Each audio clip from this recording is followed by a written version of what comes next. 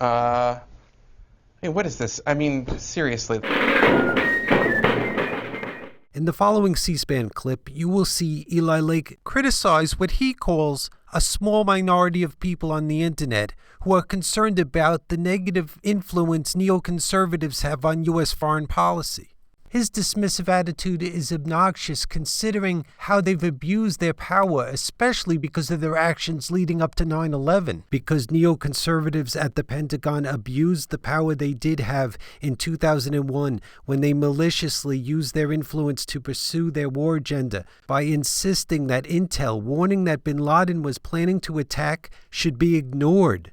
What I'm talking about was revealed in the New York Times this past September. Neoconservative leaders who had recently assumed power at the Pentagon were warning the White House that the CIA had been fooled. According to this theory, bin Laden was merely pretending to be planning an attack to distract the administration from Saddam Hussein, whom the neoconservatives saw as a greater threat.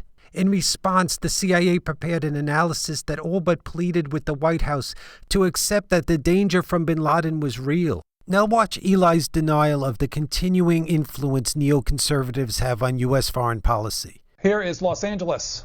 James joining us, Independent Line. Oh, thanks for taking my call. Mr. Lake, I'm going to put you on the spot. I had email exchanges with General Petraeus that were covered all over the Internet. All you have to do is go to James Morris and General Petraeus and Google that. It conveyed that he was in cahoots with neocon warmonger Max Boot. Now, we just had a Washington Post article that came out that C-SPAN's completely ignored that talked about how the other neocon warmongers, Fred and Kimberly Kagan, were basically advising General Petraeus as well. Why aren't we talking about this on C-SPAN? And I'm going to, again, put you on the spot. Are you going to cover my email exchanges with General Petraeus? Probably not. I haven't read them. Hey, what is this? I mean, seriously, the last time the neoconservatives had influence and real power would have probably been the end of the first George W. Bush term, when Paul Wolfowitz was the deputy defense secretary.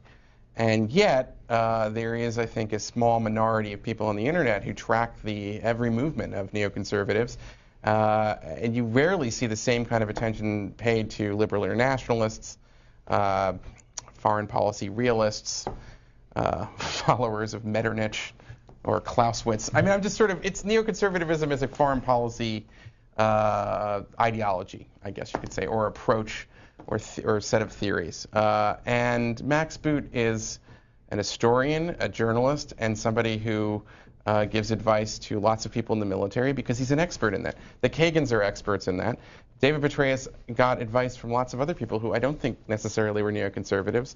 And having covered David Petraeus for some time, I can guarantee you he made his own decisions. It's not like he was, in counsel. I mean, he wants the counsel of lots of people, and these are smart folks. So I don't really see that as a big story, but I'm always interested in any kind of exchanges with David Petraeus, so I like to check that out. I think it's hard for many people to understand what they really did to us.